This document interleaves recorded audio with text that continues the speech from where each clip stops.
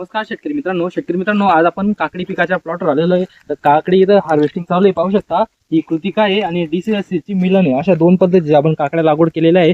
शेतकरी मित्रांनो, प्लॉट पाहू शकता, तिकडच्या साईडला प्लॉट आता हार्वेस्टिंगला चालू आहे. तर शेतकरी मित्रांनो, 10-15 रुपयाचा भाव चालू आहे. आता जे दगडाचं वजन असतं, आपण जर रातोरात त्याला खतं सोडले, त्याच्यानंतर पाणी सोडलं आणि वेळोवेळी काय ड्रिंचिंग करावं लागतं, कसं नियोजन करावं लागतं, आपण प्लॉट जाणार तिला सांगणार आहोत. तर शेतकरी मित्रांनो, या काकडीचं वैशिष्ट्य असं आहे, जेवढं जास्त पाणी सोडलं आता या टेम्परेचरच्या, आता जसं आता फेब्रुवारी महिने संपत चालला आहे, मार्च एप्रिल जसं लागत चालेल, तुम्ही जर काकडी लागवड केलेली असेल तर तुम्हाला पाणी हे जास्त सोडायचं आहे, खतही त्यासोबत सोडायचे.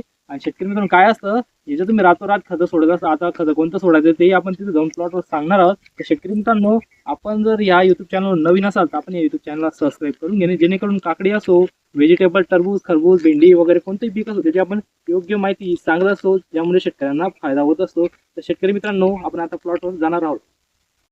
तर पाहू शकता, अशा पद्धतीने काकडीचा प्लॉट आहे. आता शेतकरी मित्रांनो, काय असतं, काकडीचा प्लॉट सगळ्यात सोपा प्लॉट असतो. जर योग्य वेळोवेळी नियोजन असलं तर आपल्याला चांगल्या प्रकारे हे काकडीला जर चांगला भाव, आता 15-20 रुपयाचा जरी भाव भेटला तरी हे दगडाचं वजन असतं. तुम्ही जर वॉटर सोल्युबल ड्रिंचिंग वेळोवेळी चालू ठेवल्या तर हे 2 दिवस आड तोडायला लगेच येत असतं. ज्या प्रमाणे तुम्ही ड्रिंचिंग करत असता त्यावर हे तोडा निघणं अवलंबून असतं. तर शेतकरी मित्रांनो, नियोजन कशा पद्धतीने करायचं, आपल्याला काकडी लागवड करत असताना काय करायचं आहे, मल्चिंग करूनच काकडी लावायची. मल्चिंग करून काय असतं, जेवढा चांगल्या प्रकारे ओलावा असतो, जास्तीत जास्त ओलावा काकडीसाठी हा मेंटेन राहावा, त्यासाठी मल्चिंग करावी, तणही उगत नाही, हा एक फायदा असतो अजून. आणि शेतकरी मित्रांनो, जेव्हा आपण काकडी लागवड करत असतो, काकडी लागवड झाल्यानंतर आपल्याला त्याच्यावर जास्त काही फवारणी घेण्याची गरज पडत नाही. वेळोवेळी आपल्याला मावा, तुडतुडा, पांढरी माशी किंवा नागाडी या रस किडी झालं, त्याच्यानंतर आळ्यांचं आपल्याला योग्य वेळोवेळी फवारणी घ्यावं लागत असतं 2-3. आणि शेतकरी मित्रांनो, आपल्याला ड्रिंचिंग या वेळोवेळी करावं लागतं. जेव्हा लागवड झाल्यानंतर ब्ल्यू कॉपर झालं, ह्युमिक ॲसिडची पहिली ड्रिंचिंग, बुरशी लागू नये त्यासाठी मुळावाडा, त्यासाठी ह्युमिक ॲसिड, त्याच्यानंतर 19-19 झालं.